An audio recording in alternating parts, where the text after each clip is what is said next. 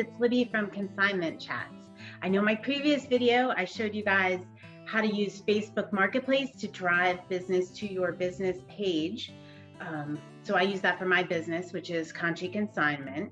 And what I do is I cross-list things from eBay to Facebook Marketplace. And then when somebody purchases or is interested in an item, I send them a message just directing them to like or follow my business page for more great product.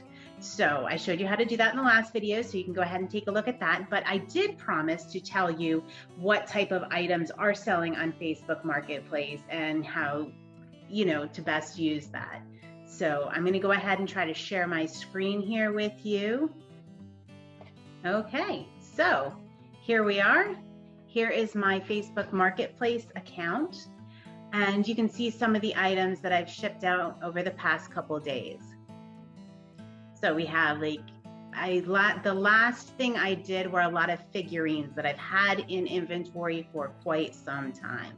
So you can see here, I listed a ton of figurines. I listed them for $5 and then the buyer paid shipping. I had some people pick up locally as well, because these are items I just wanted to move.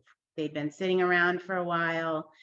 They don't sell too well on eBay. So for instance, this metal bird I had here, this was a piece of jewelry. I just started to try out a little bit of jewelry. I haven't really used that.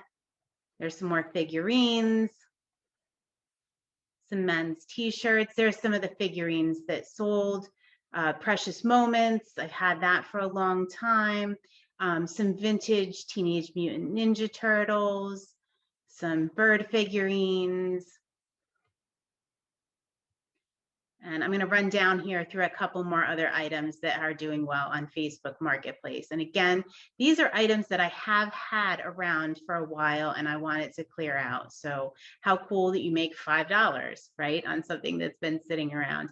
So Teenage Mutant Ninja Turtles again, another figurine, some art glass. This was a handbag that sold for $35. Wizard of Oz figurine. We have these Care Bears,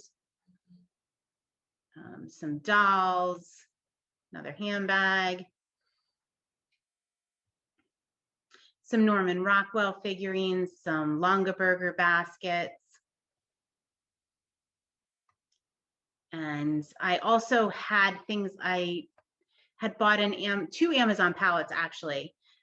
Of new inventory, new clothing. So that's how I kind of got started. So I cross-listed those in November, right before Christmas, hats, hundreds of hats.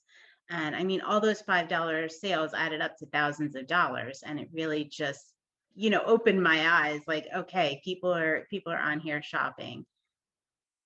Some dolls, which do not sell well for me on eBay, along with the figurines. They did sell very well on Facebook Marketplace. Again, some like little known brand name clothing.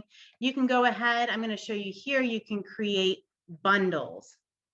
So if somebody wants to combine shipping, you can create them a custom bundle with a couple of your items. Collectible plates, that's a good place. So Hummels and collectible plates, two not so great sellers on eBay and other platforms, but for some reason they go like wildfire. And the Hummels go for a better price on actually Facebook Marketplace than they do on eBay or other platforms that I use. So that'll just give you a flavor for a couple of things that I've been selling that I do well with. Here are some things, like I said, I'm just trying out jewelry now. We're going to see how that does. And yeah.